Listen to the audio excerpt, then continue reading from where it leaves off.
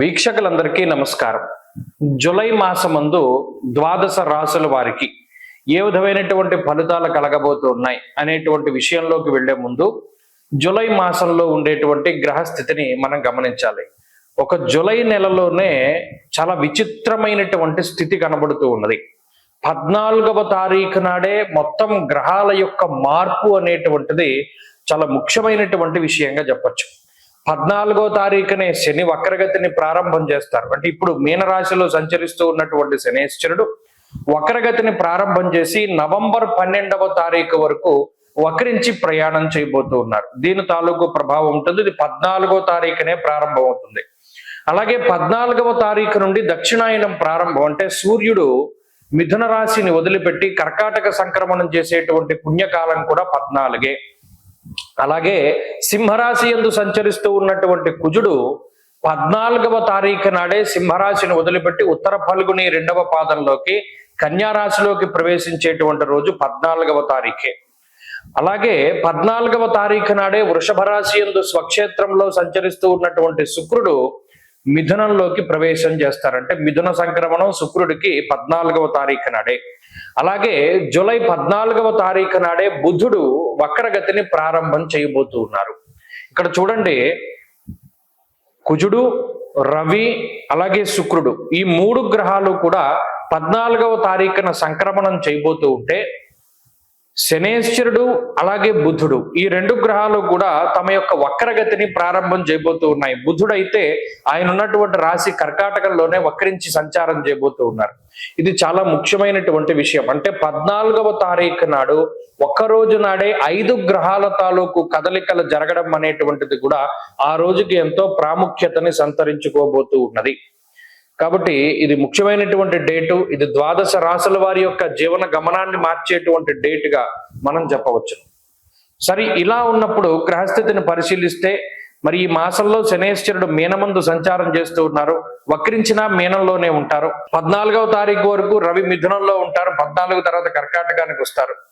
అలాగే రాహుకేతువులు కుంభరాశి యందు సింహరాశి యందు సంచారం చేస్తూ ఉన్నారు. కుజుడు 14 వరకు సింహమందు తదుపరి కన్య యందు సంచారం చేస్తారు. అలాగే రవి యొక్క సంచారం కూడా 2 రాశుల్లోనే ఉంటుంది. ఇటువంటి గోచార పరిస్థితి దృష్ట్యా ద్వాదశ రాశుల వారికి మనం ఉండేటువంటి ఫలితాలను కూడా అలాగే ఇంకొక ముఖ్యమైనటువంటి విషయం ఏంటి అంటే ఈ జూలై నెలలోనే గురుమౌఢ్యమి అనేటువంటిది కూడా వెళ్ళిపోబోతూ ఉన్నది. ఆల్మోస్ట్ జూన్ నెలలో వచ్చినటువంటి ఈ గురుమౌఢ్యమి కొంతకాలం పాటు ఉన్నది. ఆ గురుమౌఢ్యమి జూలై 7వ తారీఖు తోటి వెళ్ళిపోతూ ఉన్నది. ఈ గురుమౌఢ్యమి వెళ్ళిపోయినా కూడా ఆషాఢ మాసం కాబట్టి ఇది శూన్యమాసము అంటారు. ఈ శూన్యమాసంలో ఏ విధమైనటువంటి శుభ కార్యక్రమాలు చేయకూడదు. అంటే వివాహాది ఉపనయనాది క్రతువులు, శంకుస్థాపనలు అంటే గృహారంభాలు, గృహప్రవేశాలు ఇలాంటివి కూడా చేయకూడదు. అలాగే ఈ మాసానికి ఇంకొక ప్రాముఖ్యత ఉన్నది. ఏమిటి అంటే మాస శివరాత్రి, ఆరుద్ర నక్షత్రం 2 కూడా కలిపి వచ్చేటువంటి మాసం ఈ మాసం. కాబట్టి ఆ ఆరుద్ర మాస శివరాత్రి మరి 2 శివ సంబంధమైనటువంటివే కాబట్టి దాన్ని పురస్కరించడం కూడా మన భవిష్యదర్శిని సంస్థ ఆధ్వర్యంలో 3 రోజుల పాటు మహారుద్ర యాగాన్ని పాలకొల్లులో నిర్వహించబోతూ ఉన్నాం. ఆ విషయం గురించి కూడా త్వరలోనే వీడియో చేస్తాను. అయితే ఇది ఈ మాసం యొక్క ప్రాముఖ్యత. అలాగే ద్వాదశ రాశుల వారికి కూడా ఈ మాసంలో ఏ విధమైనటువంటి ఫలితాలు కలగబోతున్నాయో కూడా మనం ఇప్పుడు తెలుసుకుందాం. మేషరాశి వారికి జూలై మాసంలో ఉండేటువంటి గ్రహస్థితిని గమనించినప్పుడు 3వ స్థానమందు గురుడు ప్రతికూలమైన ఫలితాలను ఇస్తూ ఉన్నారు. అలాగే తృతీయమందు రవి 14వ తారీఖు వరకు యోగిస్తున్నారు. బుధగ్రహం, శుక్రగ్రహాల తాలూకు అనుకూలతలు కనబడుతూ ఉన్నాయి. అలాగే కుజుడు 14వ తారీఖు దాటాక షష్ఠ స్థానమందు యోగిస్తూ ఉన్నారు. రాహు లాభస్థానమందు యోగిస్తూ ఉన్నారు. 14వ తారీఖు దాటాక శని యొక్క వక్రగతి మూలాన కూడా కొంత ఏలినాటి శని ప్రభావం నుండి ఉపశమనం కలిగించేటువంటి పరిస్థితులు ఉండబోతూ ఉన్నాయి. కాబట్టి ఈ జూలై నెలని 2 భాగాల కింద విభజిస్తే 14వ తారీఖుకి ముందు, 14వ తారీఖు తర్వాత. ఇక్కడ 14వ తారీఖుకి ముందు రవిగ్రహం, శుక్రగ్రహం అలాగే బుధుడు ఈ 3 గ్రహాలు యోగిస్తే 14వ తారీఖు దాటాక కుజుడు, శనేశ్వరుడు, రాహువు ఇత్యాది గ్రహాల తాలూకు అనుకూలతలు ఉన్నాయి. కాబట్టి మేజర్ గా ఈ రాశి వారికి వచ్చేటువంటి ప్రాబ్లం ఏమీ కూడా కనబడడం లేదు. కారణం ఏంటి అంటే ఈ నెలలో రెండు భాగాలుగా విభజించుకున్నప్పుడు ఒక భాగంలో ప్రధానమైన 3 గ్రహాలు, రెండవ భాగంలో ప్రధానమైన 3 గ్రహాలు కూడా అనుకూలంగా ఉన్నాయి.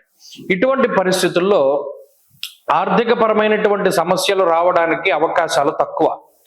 అలాగే ఉద్యోగపరమైనటువంటి సమస్యలు రావడానికి అవకాశాలు తక్కువ. ఒకవేళ ఏదైనా ఈ మేషరాశి వారు కావాలని ఉద్యోగం మారాలి అనుకున్నా పరిస్థితులు సహకరిస్తాయే తప్పితే ఇబ్బంది పెట్టేటువంటి వాతావరణం ఉండదు. అలాగే ఆరోగ్య సంబంధమైనటువంటి విషయాల్లో కూడా కొంత ఉన్నతి అనేటువంటిది కనబడుతూ ఉన్నది. కుటుంబపరమైనటువంటి వ్యవహారాలు, కుటుంబపరమైనటువంటి విషయాలు కూడా ఈ రాశి వారికి ఈ మాసంలో సానుకూలంగానే గోచరిస్తూ ఉన్నాయి. ఇక్కడ ప్రధానంగా ఏంటి అంటే 14కి ముందు కన్నా 14వ తారీఖు తర్వాత ఉండే గ్రహస్థితి ఇంకా బాగుంది. ఎందుకు? శని వక్రించడం ఒకటి అనుకూలమైతే షష్ఠకుజుడు ప్రధానంగా ఈ రాశ్యాధిపతి ఉపజయ స్థానంలో ఉండడం, శత్రు స్థానము, రోగ స్థానము, రుణస్థానమందు కుజుడు యోగించడం వల్ల అర్ధలాభో వస్త్రలాభ ధాన్యలాభ యశస్తథ అన్నారు. అంటే రుణ బాధల నుండి, రోగ బాధల నుండి ఉపశమనాన్ని పొందడానికి.